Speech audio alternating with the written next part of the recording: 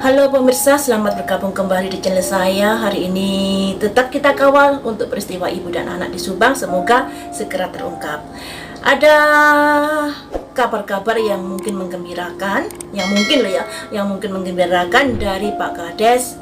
Di vlognya sudah memberitakan kalau ada saksi Mang S yang naik angkot dan kebetulan angkotnya melewati TKP. Kemudian sopir angkotnya ngerem mendadak karena ada pergerakan dari mobil Alphard yang katanya parkir mundur dan membuat sopir dari angkotnya agak kaget, makanya mengerem mendadak dan mengumpat pada sopir mobil Alphard tersebut.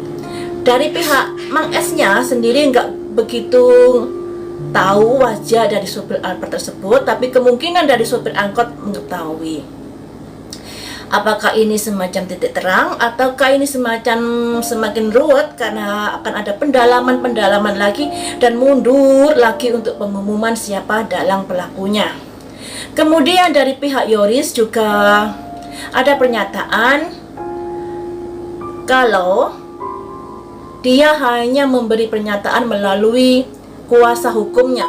Jadi dia mengatakan kalau ada orang yang mengatasnamakan keluarga Bu Tuti, itu bukan pernyataan darinya. Pernyataan darinya hanya diwakilkan oleh pengacaranya saja, oleh kuasa hukumnya. Jadi masyarakat mohon bisa mengerti, intinya seperti itu. Apakah yang dimaksud Yoris ini Pak Kades? Karena yang kita tahu Pak Kades ini begitu aktif untuk mensiarkan peristiwa ini dan lebih vokal daripada Yoris sendiri dalam peristiwa ini ya, dalam menyiarkan peristiwa ini. Pak Kades ini bisa dikatakan vokal untuk mencari tahu siapa dan siapa. Baiklah teman-teman, kita tahu kan si Danu ini mempunyai sidik jari dan DNA di putung rokok, dan si Danu ini juga agak mincela-mincele dalam memberi keterangannya. Di vlog A bilang begini, di vlog B bilang begini, dan di vlog C bilang begini. Apalagi si Danu ini juga berani membuat pernyataan kalau ada oknum yang menyuruhnya, dan oknum ini menurut Danu adalah pihak kepolisian. Entah itu seragamnya yang mirip pihak polisi, karena sekarang ini kan satpam itu mirip kepolisian loh ya seragamnya. Jadi kadang-kadang kalau kita lihat satpam langsung dek kayaknya Pak polisi. Mungkin itu bisa saja terjadi loh ya. Tapi hal ini sudah diklarifikasi oleh Pak Kades bahwa itu nggak benar. Nggak ada pihak kepolisian yang menyuruh Danu untuk bersih-bersih TKP. Kemudian dari Danu sendiri, waktu di YouTube-nya Ki Anom juga mengatakan, katanya jujur sudah melihat dua sosok di TKP, dan Pak Lurah katanya tahu siapa sosok tersebut. Betulkah begitu? Ya semoga saja betul. Kita positive thinking saja di sini. Semoga saja itu betul. Namun ya, dengan adanya temuan-temuan tersebut itu bisa membuat ada semacam pengaburan apa yang sudah didalami yang kemarin-kemarin. Jadi mau mengumumkan ada yang baru, mau mengumumkan ada lagi yang baru. Jadi pendalaman terus, entah sampai kapan diumumkan. Kalau mau diumumkan ada muncul baru, nggak sampai kelar kalau seperti ini ya. Tapi di sini kita berdoa saja, kita dukung, kita berpihak pada almarhumah Ibu Tuti dan Mbak Amel. Saya nggak berpihak pada si Yosep, si Danu, si Yoris atau siapapun. Saya lebih berpihak kepada almarhumah, ingin mengungkap peristiwa ini. Jadi mari kita ungkap di sini. Saya merasa si Danu ini mengerti sesuatu. Si Danu ini merahasiakan sesuatu. Mari kita ungkap di sini. Apa yang menjadi Danu ini nggak berkata jujur? Sosok seperti apa yang dilindungi si Danu? Mari kita ungkap di sini. Yang ingin saya cari tahu di sini, apakah dengan seandainya Danu berkata jujur, apakah akan membuat terungkap peristiwa ini?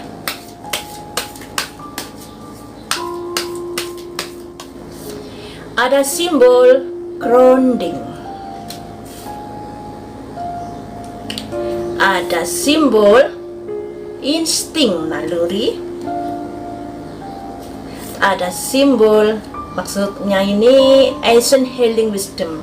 Jadi seperti ini, dengan kejujuran Danu akan bisa mengungkap peristiwa ini. Grounding ini kembali menyatu ke alam ya. Jadi ada sesuatu yang membuat Danu ini tutup mulut. Jika Danu ini jujur, kondisi seperti ini, kabut-kabut yang menyelimuti peristiwa ini akan terbuka dengan sendirinya. Kemudian di sini ada insting naluri, dan di sini ada ancient healing wisdom. Healing itu penyembuhan ya. Jadi ketika Danu mau berkata jujur, akan bisa mengungkap peristiwa ini. Ada simbol grounding, ada simbol insting naluri, dan ada simbol healing wisdom. Jadi bisa dikatakan Danu ini menyimpan rahasia yang begitu dia tutupi, dan rahasia itu mungkin kalau dia ungkap, dia akan ikut terseret dalam peristiwa itu. Makanya dia bersikukuh untuk menutupi peristiwa itu.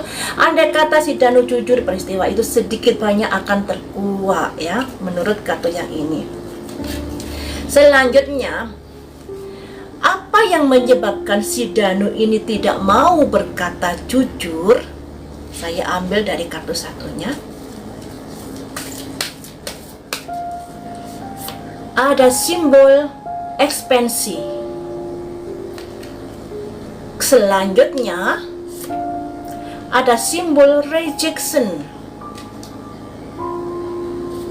Ada simbol vanity. Jadi seperti ini. Ada simbol ekspansi ya. Ketika Danu berkata jujur, yang terjadi dia bisa terbawa arus dalam peristiwa ini. Makanya itu dia menolak untuk berkata jujur dan bersikukuh pada pendapatnya untuk saat ini. Vanity itu kesombongan. Kesombongan itu bisa dikatakan apa ya?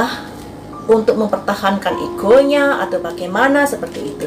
Apalagi di sini ada simbol penolakan untuk berkata jujur. Makanya Danu sampai saat ini ada rahasia besar yang masih ditutupi. Kemudian akan saya lihat jika Danu ini berkata jujur. Di sini kan ada dua belah pihak Pak Yosef dan pihak Pak Yoris. Kita lihat kondisinya, bagaimanakah seandainya Danu ini berkata jujur, apakah ada efeknya dari pihak-pihak kubu ini? Mari kita ungkap di sini. Dari kubunya Pak Yosef dulu yang saya lihat ya. Seandainya Danu berkata jujur, apa yang terjadi di dalam kubunya Pak Yosef? Tapi ini masih prediksi loh ya, saya ingatkan sekali lagi masih prediksi. Jika Danu berkata jujur, apa yang terjadi pada kubunya Pak Yosef? Ada simbol komunikasi dengan yang di atas. Selanjutnya ada simbol insting naluri. Selanjutnya ada simbol purifikasi. Purifikasi ini adalah pemurnian, komunikasi pada yang di atas, bisa dikatakan kepada Tuhan. Terus ada insting naluri dan ada pembetulan kesalahan atau kesalahan-kesalahan yang harus dibenarkan sesuai dengan jalurnya ya. Kemudian dari kubunya Yoris, seandainya Danu berkata jujur, bagaimanakah kartu yang keluar ini untuk memprediksi dari kubunya Yoris? Seandainya Danu berkata jujur, ada simbol generasi, guys. Generasi ya. Generasi itu bisa dikatakan leluhur, orang tua, adik kakak, seperti itu. Selanjutnya, apa yang terjadi di kubunya Yoris? Ada simbol fear, passion, api. Selanjutnya, apa yang terjadi di kubunya Yoris, ada simbol komplit, permasalahan yang komplit.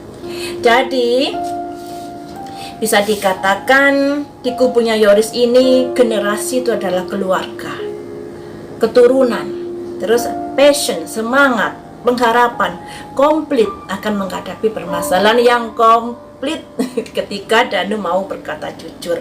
Sedangkan dari kubunya Pak Yosef tadi ada purifikasi, pembenaran sebuah kesalahan. Misalnya kalau Pak Yosef salah, ya harus dibetulkan. Tapi kalau Pak Yosef nggak salah, ya harus diluruskan, semacam itu. Dan di kubunya Yoris malah mendapatkan permasalahan yang komplit ketika Danu mau berkata jujur. Demikian saja teman-teman prediksinya kali ini. Semoga cepat terungkap peristiwa ibu dan anak. Saya nggak berpihak pada siapa-siapa. Saya lebih berpihak kepada Ibu Tuti dan Amel, karena bagaimanapun mereka berhak untuk mendapatkan keadilan atas apa yang terjadi kepada mereka berdua. Sampai di sini dulu, lain waktu kita sambung lagi dengan prediksi berita viral yang